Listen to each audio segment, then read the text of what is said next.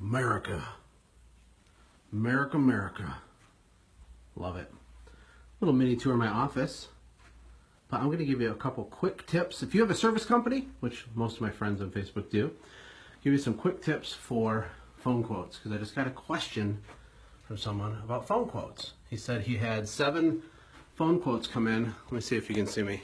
Hello. 7 quotes come in, but he got none of them. And the customers just said, well, let me call you back.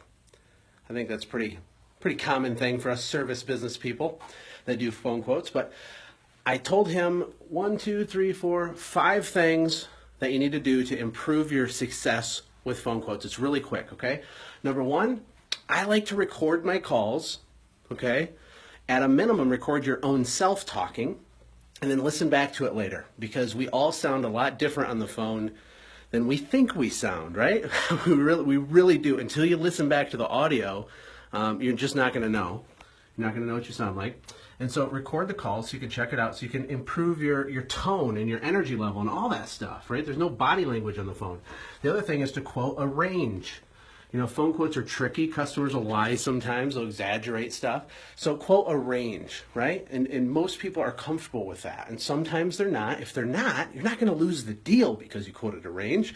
If you quote a range, well, Mrs. Smith, based on what you told me today, it's going to be between, $200 and $240. It's going to be right in that range. If they're not comfortable, you say, you know what, I'll tell you what, I'm going to be in your area tomorrow morning. I'm just going to leave you a full written estimate just to make sure. I just want to make sure you're taken care of.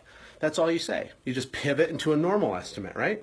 So quote a range because it'll protect you, and most people are fine with it. If they're not, you can still leave them a normal estimate. The other thing you want to do is give them a detailed explanation of your service, okay? Detailed explanation. We so fail at this sometimes. So, for example, gutter cleaning. Gutter cleaning is not sexy. No one thinks gutter cleaning is like the sexiest, awesomest thing. So if someone calls you and says, I want gutter cleaning, and then you're just like, okay, well, it's $100 for gutter cleaning. There's no experiential anything there. There's no perceived value. There's nothing. Maybe a better way would be to say, okay, awesome. Let me tell you our process for gutter cleaning. It's very high level. First of all, we're very safe. All of our technicians go through hands-on safety training. It's very detailed.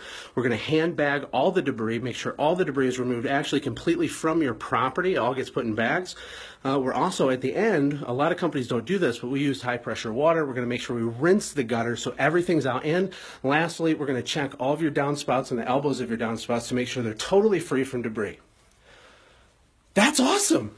And you know what? The guy who just said gutter cleaning's $100, that guy probably does what I just said, but he didn't explain it the right way.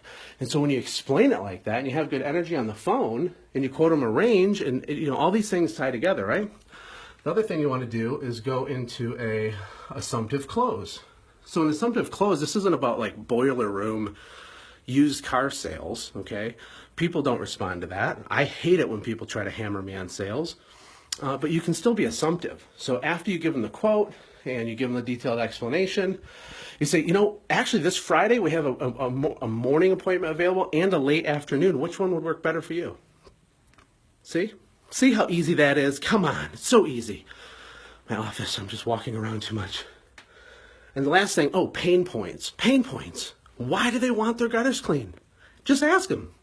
Say, okay, cool. You want your gutters cleaned? Awesome. Why do you want it? You got a tomato plant growing up there? What's going on? And then they're going to tell you or just say it's maintenance. And you're going to say, well, you're really smart. A lot of people really don't even think about it. And, it can cause serious water damage in your basement, not to mention the fact that it's super dangerous and people fall off their ladders all the time. But, that's great for us because we can do it for you and it's really easy.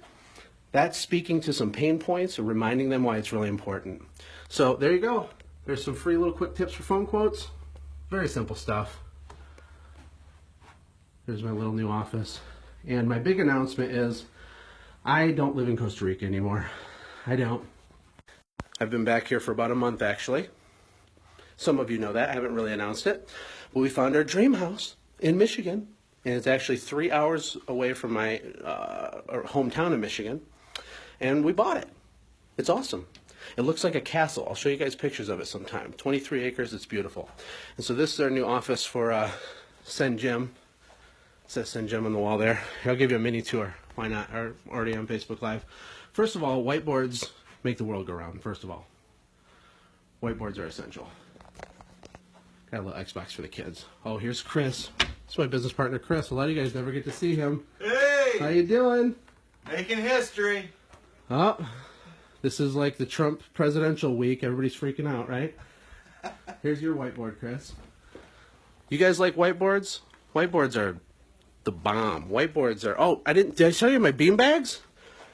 Look at our custom bean bags. Just got these in. These things are so crazy. It actually says Send Jim on it somewhere. It's embroidered.